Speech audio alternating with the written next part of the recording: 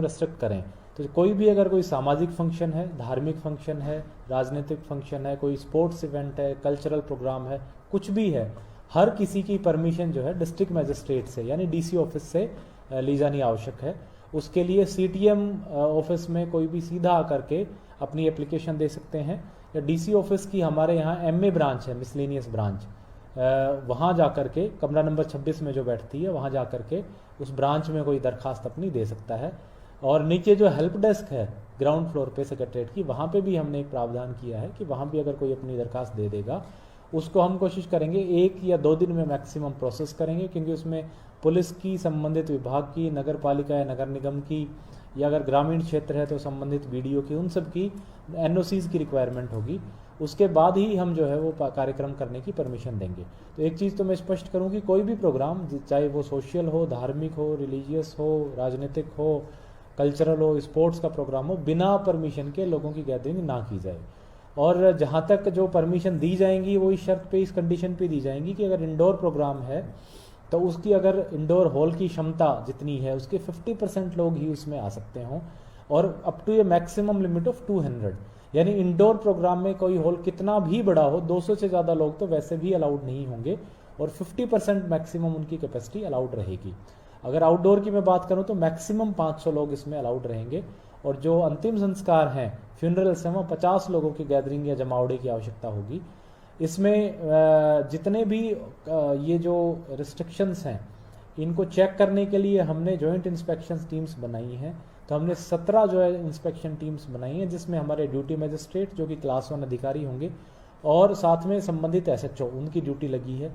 अगर कहीं भी इन नियमों की वायलेशन पाई जाती है तो जो ऑर्गेनाइजर है, जैसे उदाहरण के तौर पे अगर कहीं शादी का फंक्शन या कोई और प्रोग्राम चलता हुआ पाया गया, तो जो ऑर्गेनाइजर है, बैंकेट हॉल है, उसके खिलाफ कार्रवाई होगी। कार्रवाई डिजास्टर मैनेजमेंट एक्ट में होगी और आईपीसी की धारा 188 के तहत मुकदमा दर्ज किया जाएगा। अगर उदाहरण के तौर पे कोई फ्यूनरल में वायलेशन पाया गया तो जो शिवपुरी या वो जो घाट है वो कार्रवाई का पात्र बनेगा। तो इस प्रकार से जहां भी इस तरह की वायलेशंस पाई जाएंगी वहां हम सख्ती से कार्रवाई स्कूल्स को लेकर क्या रहेगी? स्कूल्स को लेकर लोग सवाल पूछ रहे हैं कि छोटे बच्चों के भी स्कूल खुले हैं, वहां भी 200 से 300 से 500 तक बच्चे जो है वहां पर होते हैं, रिसेस में इकट्ठे होते हैं, प्लेग्राउंड में इकट्ठे होते हैं, प्रेयर में इकट्ठे होते हैं, तो उसके लिए क्या गाइडलाइंस रहेगी? अभी तो सरकार की तरफ से स्कूल्स ओपन है, क्योंकि बोर्ड एग्जामिनेशंस और बाकी क्लासेस के एग्जामिनेशंस भी अंडर प्रोसेस हैं, आने वाले हैं। स्कूल्स में जो बच्चे हैं ये स्पष्ट है कि वो अपनी परमिशन की रिटर्न, अपने पेरेंट्स की रिटर्न सहमति के बाद ही स्कूल में आएंगे। सभी स्कूलों को हमने इंस्ट्रक्शंस दिए हैं कि मास्क और सैनिटाइजर और बाकी कोविड प्रोटोकॉल से उनका पालन करें। स्कूल्स में चूँकि एक तो पेरेंट्स की सहमति से बच्चे आ रहे हैं और ये सारे प्रोटोकॉल्स नॉर्म्स को पालन करना आसान है, क्योंकि वो स्कूल इन जनरल डिसिप्लिन होता है, तो मुझे नहीं लगता स्कूल्स में हमें कहीं इसको एनफोर्स करने में दिक्कत आएगी। मेन समस्या जो सामाजिक और धार्मिक गैदरिंग्स हैं, शहर में देखने को आया है कि काफ़ी सारी शादियाँ, बाकी सारे प्रोग्राम्स, जागरण, जगरात्रे, इस तरह की चीज़ों पे बड़ी संख्या में गैदरिंग्स होती हैं। तो उसमें मैं उम्मीद करूँगा कि इस तरह की जो लापरवाही ना देखने को मिले।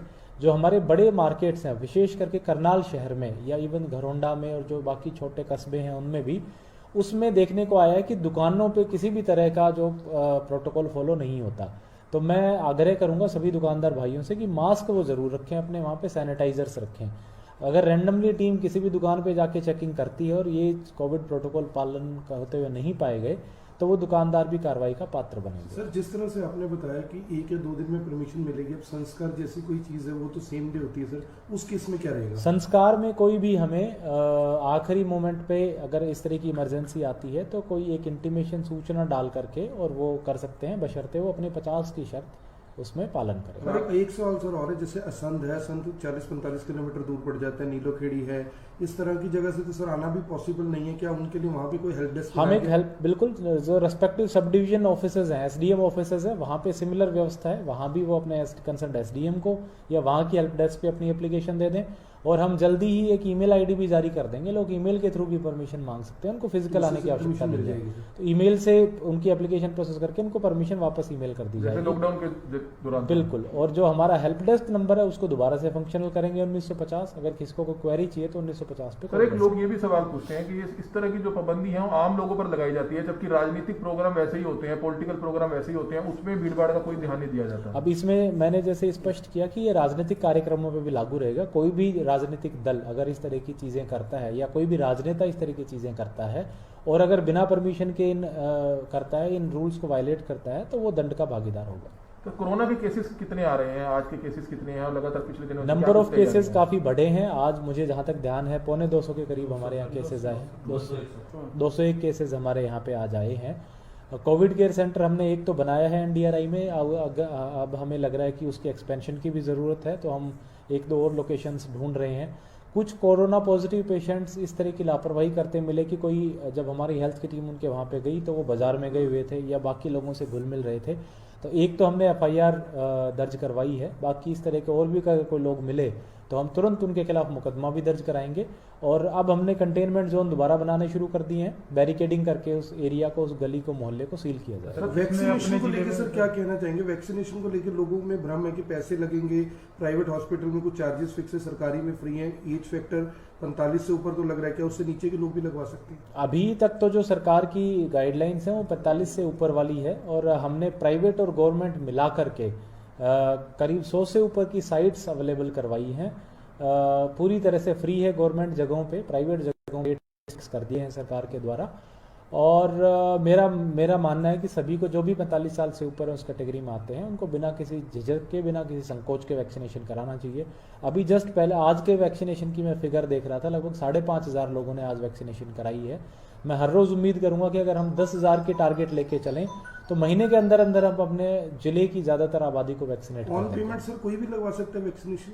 45 साल से ऊपर, क्योंकि उसमें पोर्टल में एंट्री होती है और उसमें एज प्रूफ और बाकी डॉक्यूमेंट भी ऑन लगते हैं। पेमेंट भी 45 साल से ऊपर ही लगवा सकते हैं अभी के लिए। जल्द ही सरकार के द्वारा बाकी वर्गों के लिए भी खोला सर ये भी जाएगा। देखा गया कि वैक्सीन लगवाने के बाद जो बुखार आता है और लोग एक से एक अफवाह फैलती है कि वैक्सीन नहीं लगवानी चाहिए, तो इस तरह की कोई बात नहीं है। जो भी, चाहे वो कोविशील्ड हो या कोवैक्सीन हो, प्रॉपर ट्रायल के बाद ही लगाई जाती है। हो सकता है माइल्ड सिम्टम्स कुछ घंटों के लिए या एक दिन के लिए मैक्सिमम आए, तो उसमें कोई भी झिझक की बात नहीं है। ये तो रूटीन है, जो बाकी बच्चों की भी वैक्सीनेशन होती है तो कई बार उनको उनमें फीवर आता है, तो उसमें कहीं भी डरने की बात नहीं है। करनाल में या पूरे हरियाणा में, देश में कहीं भी इस तरह की खबरें नहीं आई हैं कि वैक्सीनेशन से किसी को नुकसान हुआ। सर एक बड़ी संख्या में चालानी की जा रही है जो विदाउट मास्क है, अब तक कितने अमाउंट? लगभग 400 चालान, यानी 2-2.5 लाख के चालान हम रोजाना कर रहे हैं। और उसके बाद भी बड़ा मुझे आश्चर्य है कि इतनी चालान और इतनी पेनल्टी के बाद भी लोग काफ़ी वायलेशंस कर रहे हैं। तो मैं उम्मीद करूंगा कि मास्क का पालन बहुत हम स्ट्रांगली करेंगे। हमने जो फर्स्ट इसकी जो पीक आई थी उसको इसी तरीके से अवॉइड किया था कि उस टाइम पे हमने बड़ा अनुशासन रखा। तो मैं पूरी करनाल की जनता से दोबारा से आग्रह करूंगा कि उसी तरह का अनुशासन सर लोगों से अपील करेंगे कि कॉटन के मास्क होते हैं, कपड़े के मास्क होते हैं अमूमन, क्योंकि इस तरह के मास्क को दूसरे मास्क भूल जाते हैं। अगर वो कॉटन या कपड़े के मास्क जेब में डालें, आदत डालें, जैसे हैंकी डालते हैं ताकि वो भूले ना और बाजार में जाए तो 500 रुपये क्यों जुर्माना भरे? बिल्कुल, जब भी घर से बाहर निकलें तो मास्क लेकर के निकलें। और आजकल तो ये नॉर्म है, कॉमन चीज़ हो गई, आदत पड़ गई है, साल भर से हम ये चीज़ कर रहे हैं, तो बड़ी इसको आदत बना लें अपनी। मास्क की अवेलेबिलिटी बहुत ईजी है। जो 3 प्लाई मास्क है जो मैंने अभी डाल रखा है या रूटीन हम डालते हैं, ये भी मुश्किल से 70-80 पैसे का रेट पड़ता है हमें, यानी 1-2 रुपये में आराम से, अगर कोई रिटेल में भी लेना चाहे तो आराम से शॉप्स पे मिल जाता है। तो परिवार के लिए इकट्ठे लेकर के रख लें। और या कॉटन के कंफर्ट, अगर ज़्यादा कंफर्टेबल मास्क बनाने तो कॉटन के और रूटीन नॉर्मल मास्क बना करके पहने, लेकिन मास्क पहन के जरूर जाएं बाहर। कोई भी जो है चालान से नहीं बच पाएगा। समय पर कोई पाबंदी तो नहीं है कि रात का फंक्शन नहीं हो सकता, 11 बजे तक नहीं हो सकता? अभी समय पे कोई लिमिट नहीं है, लेकिन जिस तरीके से नंबर ऑफ केसेस बढ़ रहे हैं, हो सकता है एक समय के बाद प्रशासन को, सरकार को टफ कॉल्स लेनी पड़े। तो मैं सबसे यही आग्रह करूंगा कि अगर इन गाइडलाइंस को अडेयर करेंगे तो हम उस मुश्किल कॉल से बच पाएंगे। सर लॉकडाउन के दौरान कोरोना, ये जो मास्क के चलाने थे सभी को अथॉरिटी दी गई थी, अभी सिर्फ पुलिस ही कर रही है। पुलिस के साथ लोग उलझते भी हैं कहीं ना कहीं, और बाकी डिपार्टमेंट्स के जो अधिकारी जिनको पावर दी गई है अभी भी है, चाहे DFSC करनाल हो, सिटी मजिस्ट्रेट हो, और कोई भी सर चलानी नहीं करता। हाँ, पावर तो अभी भी सभी को है, लेकिन वो अभी इसमें इन्वॉल्व नहीं हो रहे हैं, तो हम दोबारा उनको एक्टिवेट करेंगे। अब जो हमने स्पेशली ये 17 टीमें बनाई हैं, इसको ये मैंडेट ये दिया है कि ये रूटीन हर जगह जा जाके इस तरह की एक्टिविटीज़ करेंगे, चालानिंग भी करेंगे, चेकिंग भी करेंगे। बाकायदा हम इनको टारगेट दे रहे हैं कि अपने अपने एरिया में कम से कम 5 मैरिज हॉल्स, बैंकेट हॉल्स या शॉप्स वो रूटीन रेगुलरली चेक करेंगे। तो अब मेरा मानना है कि काफ़ी हद तक हम इसको जो अच्छे लोग से बाहर से आ रहे हैं सर, अभी भी क्वारंटीन जैसा कोई प्रोसेस है? जैसे फॉरेन से जो लोग आ रहे हैं या किसी और बिल्कुल। स्टेट से, जैसे महाराष्ट्र में बहुत सारे केसेस हैं, अगर कोई हरियाणा आता है तो कोई 14 दिन का क्वारंटीन प्रोसेस है? बिल्कुल एडवाइजेबल है कि अपने घर जो है 14 दिन रिस्ट्रिक्ट करके रखें, और विशेष रूप से जो पॉजिटिव आते हैं उनके कॉन्टैक्ट्स जरूर अपने आप को क्वारंटीन करें। क्योंकि अभी देखने में आता है कि पॉजिटिव पेशेंट्स आते हैं, उनके कॉन्टैक्ट्स घूमते रहते हैं। सरकार की पॉलिसी थी कि जो स्टिकर लगता है रेड कलर का, उससे स्टिग्मेटाइज होते हैं लोग, तो वो ना लगाई जाए। इससे कई बार पड़ोस के लोगों को भी पता नहीं चल पाता कि इस घर में कोई कोविड पॉजिटिव रहता है, वो भी रूटीनली मूवमेंट करते हैं। तो ऐसे में उन नागरिकों की जिम्मेदारी है कि वो खुद अपनी डिस्टेंसिंग मेंटेन करके रखें। सर बसेस में अक्सर बिना मास्क के यात्रा करते हैं लोग सर, वो हमने आज गाइडलाइंस निकाल दी हैं जीएम रोडवेज को कि अगर किसी बस में लोग बिना मास्क के लोग यात्रा करते पाए गए तो संबंधित जो कंडक्टर है और जो ड्राइवर हैं उनकी रेस्पॉन्सिबिलिटी है, उनके खिलाफ सख्त से सख्त कार्रवाई करी प्राइवेट और जाएगी सरकारी दोनों में। और जो प्राइवेट बसें हैं उसमें जो सोसाइटी के जो ओनर हैं उनके खिलाफ एक्शन होगा। ये बस मालिक का या कंडक्टर की जिम्मेदारी है, सरकारी बसों के केस में कंडक्टर की और प्राइवेट बसेस के केस में उस मालिक की, कि अगर कोई सवारी बिना मास्क के वहाँ चढ़ती है तो वो उसको free of cost mask available करवाएगा। सर एक कोरोना का टेस्ट जो है दो तरह से होता है, एक तो हाथ के हाथ जिसकी रिपोर्ट आ जाती है जो चिप होती है, और एक जो है कल्पना चावला टेस्ट भेजा जाता है। जो चिप में है तकरीबन पॉजिटिव आ रहे हैं, लेकिन 24 घंटे बाद जब दूसरी रिपोर्ट आती है वो नेगेटिव आती है, तो लोगों का विश्वास उस टेस्ट से हटता जा रहा है। उस पर क्या जो रैपिड टेस्ट है उसका पर्पज तो ये है कि विशेष रूप से आज मेरी आईएमए के प्रतिनिधियों से भी बैठक थी सुबह, तो हमने उनको यही कहा कि जब वो सर्जरीज वगैरह करें तो उससे पहले तुरंत एक बार टेस्ट कर लें, क्योंकि कई बार हेल्थ पर्सनल भी उस पर रिस्क होता है कि वो पॉजिटिव आ जाए। तो रैपिड टेस्ट का मकसद ये कि कोई इमरजेंसी ऑपरेशन करना है, कोई और चीज़ करनी है, उससे पहले एक बार, और अगर उसमें सिम्टम्स लग रहे हैं तो उसके टेस्ट कर ली जाए। लेकिन अदरवाइज जो आरटीपीसीआर टेस्ट है वही ऑथेंटिकेटेड टेस्ट है और उसी टेस्ट की रिपोर्ट सही मानी जाए। रैपिड टेस्ट तो सिर्फ अपनी कन्वीनियंस के लिए। सर तकरीबन हॉस्पिटल्स में यही काम चल रहा है कि रैपिड टेस्ट को ही वो फाइनल मान के हॉस्पिटल में एडमिट कर देते हैं पेशेंट्स को, और इलाज शुरू हो जाता है, 5-7-8 दिन का इलाज शुरू हो जाता है। जबकि इसको जुकाम हो, खांसी हो, बुखार हो, तब रैपिड टेस्ट जो है तब भी पॉजिटिव आता है। देखिए आज मैंने उनको यही कहा कि जो उनका ट्रायज एरिया, एक तो हर एक हॉस्पिटल अपने बाहर ट्रायज एरिया बनाएगा जिसमें वो वहाँ पीपी किट वगैरह पहन के कोई बैठा रहेगा, पैरामेडिकल स्टाफ, जो चेक करेगा कि इसमें कोविड के सिम्टम्स तो नहीं है। अगर सिम्टम्स हैं तो वो तुरंत, और अगर वो इमरजेंसी ऑपरेशन की जरूरत है तो रैपिड टेस्ट कर लेंगे, क्योंकि उसमें आरटीपीसीआर इतना समय नहीं होता। अगर उसको इलेक्टिव सर्जरी करानी है, लेट से कोई आंख की सर्जरी करानी है, ऑपरेशन कराना है, जहाँ पे वो आरटीपीसीआर के लिए वेट कर सकता है, तो पहले आरटीपीसीआर टेस्ट करें, फिर उसका ऑपरेशन करें, कार्रवाई करें। और अगर उसमें सिम्टम्स ही नहीं है प्राइमरी, तो फिर उसको डायरेक्टली वो इनटेक ले सकते हैं। ट्यूशन सेंटर्स के लिए भी कोई रहेगा आया समय में कुछ? कोचिंग सेंटर्स, ट्यूशन सेंटर्स के लिए भी यही रूल्स लागू रहेंगे। वो भी अपनी जो स्कूल्स के लिए हमारे रूल्स हैं कि कोविड प्रोटोकॉल्स को लागू करेंगे, उस तरह की चीज़ें उनके ऊपर भी लागू रहेंगी। कैपेसिटी वाली नॉर्म उन पे नहीं लागू होती। और हम अगेन हमारी टीमों को वहाँ चेकिंग के लिए भेजें। Thank you sir. सरकार की जो ये गाइडलाइंस है बहुत ही जरूरी है। हमारी आप सभी से अपील रहेगी कि जितने भी लोग इस वीडियो को देखें, इस वीडियो को जरूर शेयर करें। 200 से ऊपर या किसी भी कार्यक्रम की अब परमिशन लेनी होगी। इस समय बातचीत करने के लिए करनाल के डिप्टी कमिश्नर निशांत कुमार यादव हमारे साथ मौजूद है। करनाल के तमाम लोगों को एक बहुत ही जरूरी जानकारी दे रहे हैं। हमारी आप सभी से अपील, जो भी लोग इस वीडियो को देखें, इस वीडियो को जरूर शेयर करें। सर क्या कुछ बताना चाहेंगे जो कोरोना की नई गाइडलाइंस जारी हुई है, क्या कहना चाहेंगे? इसमें चूंकि कोरोना के केसेस अब पूरे हरियाणा में, पूरे देश में बढ़े हैं, करनाल में भी अब हाईएस्ट केसेस आने शुरू हो गए हैं और लगभग डेली 200, 250, 300 केसेस की संख्या में करनाल में आ रहे हैं। तो इसमें सरकार की तरफ से नई गाइडलाइंस आई हैं और उन गाइडलाइंस में ये मेंशन है कि किस तरीके से गैदरिंग्स को हम रेस्ट्रिक्ट करें। तो कोई भी अगर कोई सामाजिक फंक्शन है, धार्मिक फंक्शन है, राजनीतिक फंक्शन है, कोई स्पोर्ट्स इवेंट है, कल्चरल प्रोग्राम है, कुछ भी है, हर किसी की परमिशन जो है डिस्ट्रिक्ट मजिस्ट्रेट से यानी डीसी ऑफिस से ली जानी आवश्यक है।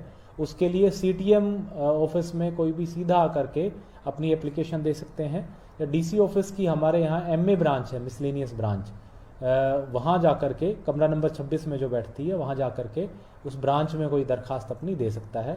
और नीचे जो हेल्प डेस्क है ग्राउंड फ्लोर पे सेक्रेटरीट की, वहाँ पे भी हमने एक प्रावधान किया है कि वहाँ भी अगर कोई अपनी दरखास्त दे देगा, उसको हम कोशिश करेंगे 1 या 2 दिन में मैक्सिमम प्रोसेस करेंगे, क्योंकि उसमें पुलिस की, संबंधित विभाग की, नगर पालिका या नगर निगम की, या अगर ग्रामीण क्षेत्र है तो संबंधित बीडीओ की, उन सब की एनओसीज की रिक्वायरमेंट होगी। उसके बाद ही हम जो है वो कार्यक्रम करने की परमिशन देंगे। तो एक चीज़ तो मैं स्पष्ट करूं कि कोई भी प्रोग्राम, चाहे वो सोशल हो, धार्मिक हो, रिलीजियस हो, राजनीतिक हो, कल्चरल हो, स्पोर्ट्स का प्रोग्राम हो, बिना परमिशन के लोगों की गैदरिंग ना की जाए। और जहाँ तक जो परमिशन दी जाएंगी वो इस शर्त पे, इस कंडीशन पे दी जाएंगी कि अगर इंडोर प्रोग्राम है तो उसकी, अगर इंडोर हॉल की क्षमता जितनी है उसके 50% लोग ही उसमें आ सकते हों, और up to a maximum limit of 200। यानी इंडोर प्रोग्राम में कोई हॉल कितना भी बड़ा हो, 200 से ज़्यादा लोग तो वैसे भी अलाउड नहीं होंगे, और 50% मैक्सिमम उनकी कैपेसिटी अलाउड रहेगी। अगर आउटडोर की मैं बात करूं तो मैक्सिमम 500 लोग इसमें अलाउड रहेंगे, और जो अंतिम संस्कार हैं, फ्यूनरल्स हैं, वहाँ 50 लोगों की गैदरिंग या जमावड़े की आवश्यकता होगी। इसमें जितने भी ये जो रिस्ट्रिक्शंस हैं इनको चेक करने के लिए हमने जॉइंट इंस्पेक्शन टीम्स बनाई हैं।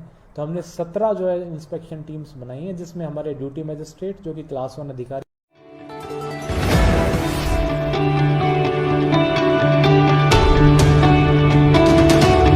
सरल न्यूज़, देश का एकमात्र ऐसा चैनल जो दिखाए आपको हर पल बेबाक खबरें सबसे पहले।